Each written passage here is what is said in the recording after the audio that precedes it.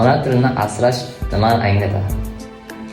Ona tilini asrash deganda avvalambor 1989-yil 21-oktyabrda davlat tiliga o'zbek tili maqomi berilgan kun hisoblanadi. Ya'ni shu fursatdan foydalanib ona tilimiz bizni til boyligimiz, til erkinligimiz qolaversa o'zimizning milliy urf-odatlarimizda ham ona tilimizda aks ettirsa bo'ladi. Ya'ni o'sha ona tilimiz boshqa tillarga nisbatan so'z boyligimiz juda ko'p.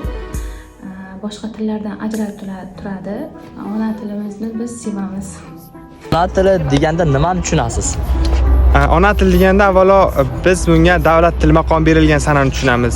Ona tili bu onamizning tili. Ya'ni biz o'zbek tilida o'ylaymiz, o'zbek tilida fikrlaymiz va albatta o'zbek tilida tush ko'ramiz. Barchasi bu ona tilimizning oqibatida kelib chiqadi.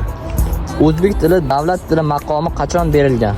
O'zbek tiliga davlat tili maqomi 1989-yil 21-oktyabrda maqom beriladi va biz 2025-yilda davlat tiliga o'zbek tili berilganligining 36 yilligini nishonlaymiz. Rahmat. Sog' bo'linglar. O'zbek tili bayrami qaysi sanada nishonlanadi? 21-oktyabr. Tilning jamiyatdagi o'rni qanday? Biz ona tili bilmaymiz.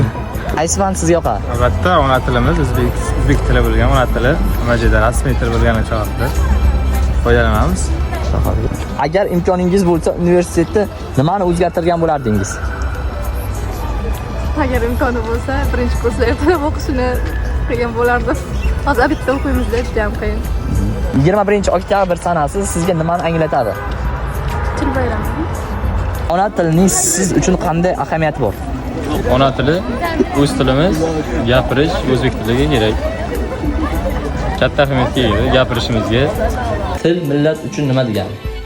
Til millat g'ururi, faxri, har bir inson yashash joyi, kasb-kori, yoshidan qat'iy nazar o'zbek tilini rivojlanishiga hissa qo'shish kerak. Ona tilining siz uchun qanday ahamiyati bor? Biz uchun juda ham muhim bizning tilimiz. Xo'p, bizning qadriyatimiz desak bo'ladi.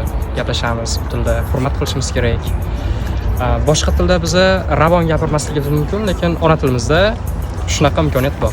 21-oktyabr sanasi sizga nima anglatadi? 21-oktyabr 21-oktyabr sanasi nima anglatadi?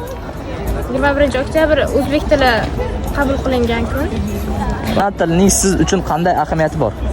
Ona tilining ahamiyati katta, chunki o'sha o'zbek tiliga ona tili maqomi qabul qilingan sanadan boshlab o'sha hamma narsa o'zbekcha bo'la boshladi. Keyin inson o'zligini anglash uchun, o'sha o'zbek tilini his qilish uchun ona tilini bilish kerak menimcha. Sizning eng sevimli o'zbekcha so'zingiz qaysi? Nima uchun? Butkul. Chiroylisiz. Tilni boyitish deganda nimani tushunasiz? Siz o'z tilingiz qanday boyitasiz?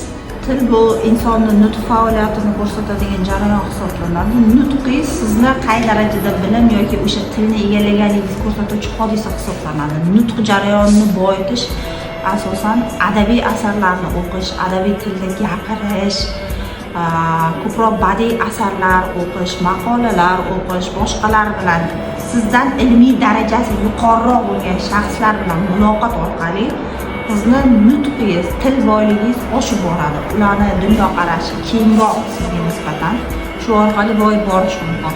Agar o'zimni nutq jarayonimni oshirishga keladigan bo'lsak, ko'proq menga ma'qulroq variant badiiy asar o'qish bilan mendan yuqori turuvchi ustozlar bilan muloqot qilish, ularning bilim doirasidan foydalanish.